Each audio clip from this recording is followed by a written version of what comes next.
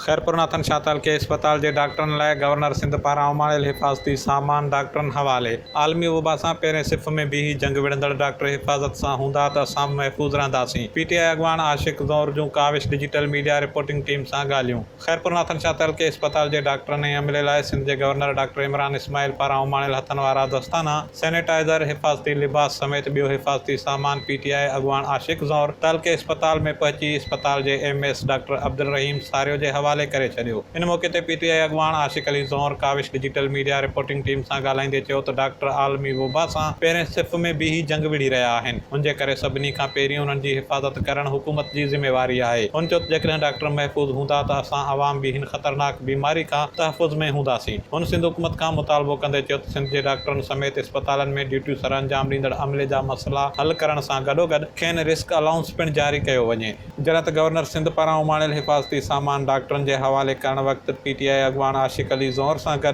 दादू ज़िले सां वास्तो रखंदड़ पीटीआई अॻवान पिणु गॾु हुआ। Masroor Asghar Shah, Kawish digital media reporting team, Khairpur Nathan Shah.